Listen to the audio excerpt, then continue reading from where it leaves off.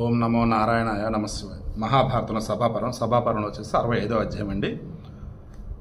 ఇక ఇది ఏంటి, జోదం ఆపే ప్రసక్తే లేదు, అంత కరెక్ట్గా ఉంది.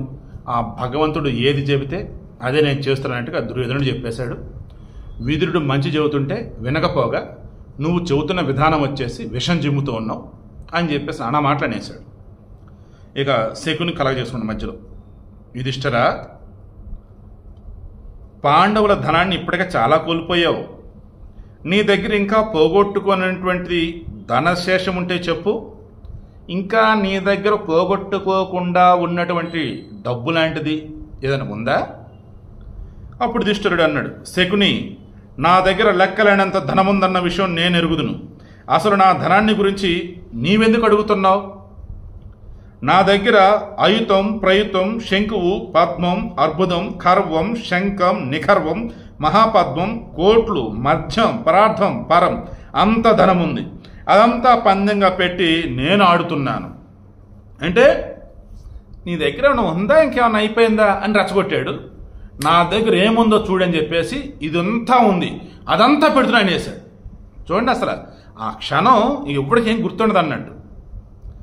అది విని శకుని కైతవాన్ని ఆశ్రయించి పాచికలు వేసి ఇదంతా కూడా నేను గెలిచేశానని చెప్పేసి ధర్మరాజుతో అన్నాడు. అప్పుడు ధర్మరాజు ఇలా అన్నాడు, సింధు నదికి తూర్పు నుండి పర్ణాశ నది వరకు ఎద్దులు, అశ్వాలు, ఆవులు అన్నీ చాలా ఉన్నాయి. అదంతా నా ధనమే, దానితో ఆడుతాను అన్నాడు. ఆ మాట విని శకుని మోసంతో పాచికలు విసిరి నేనే గెలిచాను అన్నాడు ధర్మరాజుతో.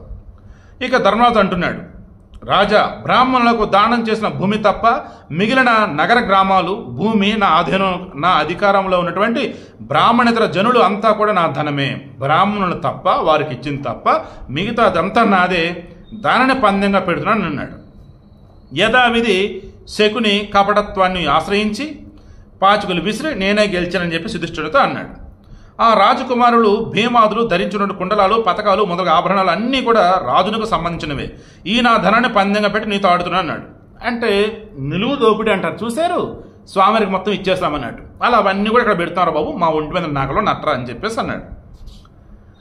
యథావిధి శకుని పాచికలు వేసడం, గెలవడం అంతా అయిపోయింది.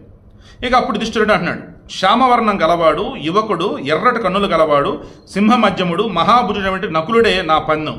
సో మొదలెట్టాడు, తమ్ముడే నా పందెం, ఇతనే నా ధనం అన్నాడు. నకులుడు రాజకుమారుడు, నీకు ఇష్టమైన వాడు, మాకు వశమైతే ఇంకా దేనితో ఆడుతావు అన్నాడు. ఆ మాట విని శకుని పాచికలు విసిరి నేనే గెలిచానని చెప్పేసి అన్నాడు. ఇప్పుడు నకులుడిని మాకు ఇస్తున్నావు, పందెం పెడుతున్నావు, ఓడిపోయాడు అనుకో, మరి దేనితో ఆడతావు అన్నాడు. నువ్వు ముందు పందెమే అన్నాడు, ఓడిపోయాడు. మరి ఇంకిప్పుడేంటి? అప్పుడు ఈ నా సహదేవుడు, నకులుడు సహదేవుడు ధర్మాన్ని ఉపదేశించగలవాడు, పండితుడని ఈ లోకంలో పేరు పొందినవాడు, నాకు ప్రియుడైనటువంటి ఈ రాజకుమారుడు పందెంగా పెట్టదగినవాడు కాదు. అయినా ఇష్టం లేని వస్తువుగా భావించి ఇతరుని పందెంగా పెడుతున్నానని చెప్పేసి అన్నాడు. ఆ మాట విని కపటత్వం ఆశ్రయించి పాచికలు విసిరి నేనే గెలిచానని చెప్పేసి శకుని యుధిష్ఠిరుడితో అన్నాడు. నకులుడు, సహదేవుడు కూడా జోదంలో ఓడిపోయినారు. దట్ మీన్స్ అవతల వాళ్ళు గెలిచేశారు.